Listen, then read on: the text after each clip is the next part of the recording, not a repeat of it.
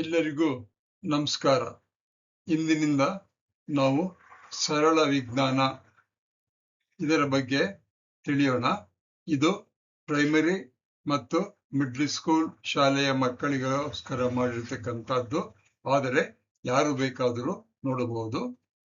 ಈ ಒಂದು ವಿಡಿಯೋವನ್ನ ನೀವು ನೋಡಿದ ಮೇಲೆ ವಿಜ್ಞಾನದ ಮುಖ್ಯ ಕೌಶಲ್ಯಗಳಾದಂಥ ಗಮನಿಸುವುದು ಅಥವಾ ನೋಡುವುದು, ಅಬ್ಸರ್ವ್ ಮಾಡುವುದು, ಆಲೋಚನೆ ಮಾಡುವುದು, ಮಾಡಿ ನೋಡುವುದು, ಕೆಲವು ಸಣ್ಣ ಒಂದು ಎಕ್ಸ್ಪೆರಿಮೆಂಟ್ ಅನ್ನ ಮನೆಯಲ್ಲಿ ಮಾಡಿ ನೋಡಬಹುದು.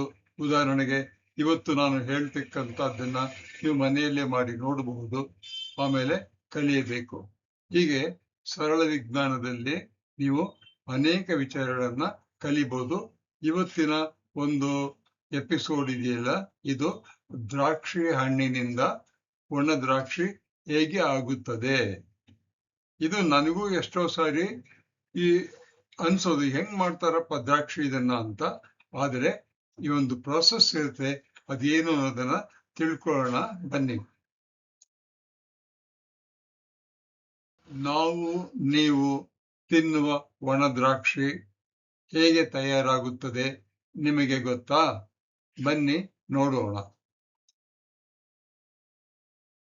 ದ್ರಾಕ್ಷಿ ಹಣ್ಣನ್ನು ಬಿಳಿಯದಾಗಿರ್ಬೋದು, ಕೆಂಪದಾಗಿರ್ಬೋದು, ಕರಿಯ ದ್ರಾಕ್ಷಿ ಆಗಿರ್ಬೋದು, ಯಾವುದೇ ದ್ರಾಕ್ಷಿ ಆದ್ರೂ ಸಹಿತ ಮೊದಲು ಅದನ್ನ ತಾಜಾವಾಗಿರ್ತಕ್ಕಂಥದ್ದನ್ನ ತೊಳಿತಾರೆ.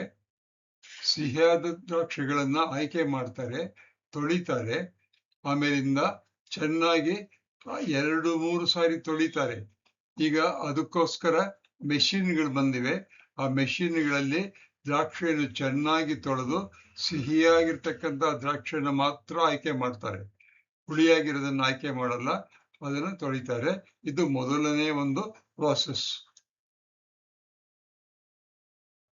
ದ್ರಾಕ್ಷಿಗಳನ್ನು ತೊಳೆದ ಮೇಲೆ ಆ ದ್ರಾಕ್ಷಿಗಳನ್ನು ಸೂರ್ಯನ ಬೆಳಕಿನಲ್ಲಿ ಹಾಸಿ ಇಡುತ್ತಾರೆ.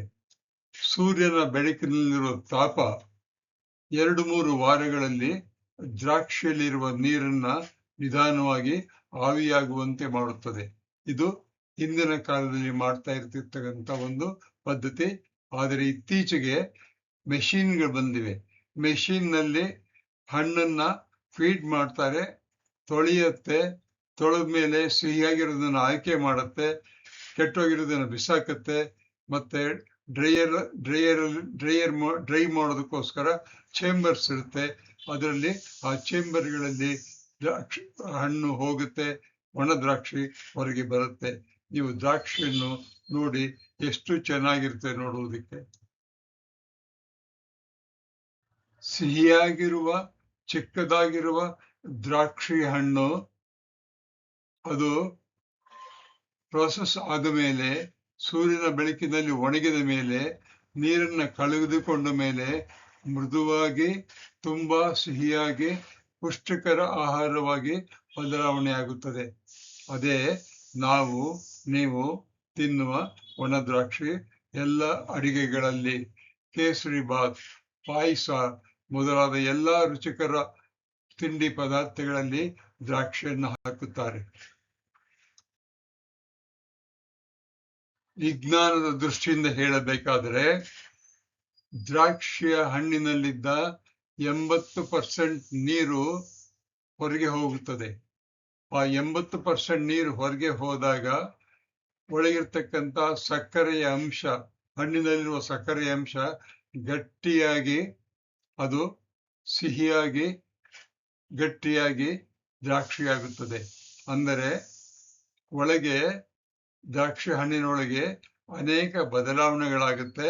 ಆ ಬದಲಾವಣೆಗಳು ಏನು ಆಗುತ್ತೆ ಎಂದು ನೀವು ತಿಳಿಯಬೇಕಾದರೆ ಬಯೋಕೆಮಿಸ್ಟ್ರಿಯಲ್ಲಿರ್ತಕ್ಕಂಥ ನೀರು ಹೇಗೆ ಆವಿಯಾಗಿ ಹೋಗುತ್ತೆ ಅನ್ನೋದನ್ನ ನೀವು ಕಲ್ತ್ಕೋಬೇಕು. ಕ್ರೆಡಿಟ್ಸ್. ಈ ಒಂದು ಎಪಿಸೋಡಿನ ಕಲ್ಪನೆ, ಡಿಸೈನ್ ಮತ್ತು ಮಾತನಾಡಿರ್ತಕ್ಕಂಥದ್ದು CG ನಾಗರಾಜ. ನಾನು ಸಹಾಯ ಮಾಡಿರ್ತಕ್ಕಂಥದ್ದು ChatGPT. ಈ ಒಂದು ವಿಡಿಯೋ ನಿಮಗೆ ತೃಪ್ತಿಯಾಗಿ ಚೆನ್ನಾಗಿದೆ ಅನಿಸಿದ್ರೆ ನನ್ನ ಚಾನಲ್ಗೆ ದಯವಿಟ್ಟು ಸಬ್ಸ್ಕ್ರೈಬ್ ಮಾಡಿ.